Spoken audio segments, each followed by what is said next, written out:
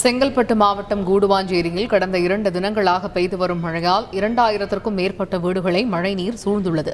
இதுகுறித்த கூடுதல் தகவல்களை தருகிறார் நமது செய்தியாளர் நவீன். அவரிடம் பேசலாம். நவீன், இப்ப அந்த குடியிருப்புகளை சூழ்ந்துள்ள மழை வெள்ள நீரை அகற்றும் பணிகள் எப்படி நடைபெற்று வருகிறது? இது தொடர்பாக அப்பகுதிவாசிகள் என்னென்ன கோரிக்கை முன்வைக்கிறாங்க? நிச்சயமாக கடந்த 2 தினங்களாக செங்கல்பட்டு மாவட்டத்தில் தொடர்ந்து கனமழை பெய்து வருகிறது. புரவி புயல் காரணமாக இந்த மழையானது பெய்து வருகிறது.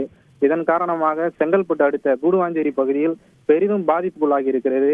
இங்க இருக்கக்கூடிய ஏரிகள், பல்வேறு ஏரிகள் நிரம்பி இருப்பதால் அங்க இருக்கக்கூடிய தண்ணீர் உபரி நீரானது குடியிருப்புகளை சூழ்ந்துள்ளது. அதனுடைய காட்சிகளை நாம் தற்போது பார்த்து கொண்டிருக்கிறோம். பெரிதும் பாதிக்கப்பட்ட பகுதியாக உதயசூரியன் நகர், அமுதம் காலனி, மகாலட்சுமி நகர், ஸ்ரீராம் நகர், கணேஷ் நகர் உள்ளிட்ட பகுதிகள் பாதிப்படைந்துள்ளன.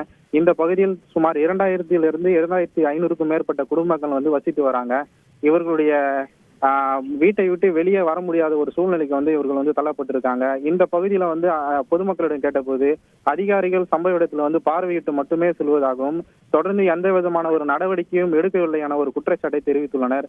அதே போல குடியிருப்பு பகுதியை சுற்றி இடுப்பளவு தண்ணீர் தேங்கி இருப்பதால் வீட்டை விட்டு அத்தியாவசிய பொருட்களை வாங்கக்கூட வெளியில் வர முடியாத ஒரு சூழ்நிலைக்கு தள்ளப்பட்டுள்ளதாகவும், அதே போல தேங்கியுள்ள மழை நீரில் பாம்புகள், பூச்சிகள் போன்றவை வருவதாகவும், கழிவு நீரும் அந்த மழை நீரும் சேர்ந்து குடியிருப்பு பகுதியில் சூழ்ந்துள்ளதால் ஒரு நோய் தொற்று ஏற்படும் அபாயத்திலும் உள்ளதாக இந்த பகுதி மக்கள் வேதனை தெரிவிக்கின்றனர். அதிகாரிகள் உரிய நடவடிக்கை எடுக்க வேண்டும் என்பதே இப்பகுதி மக்களின் கோரிக்கை. விவரங்களை வழங்கியமைக்கு நன்றி நவீன்.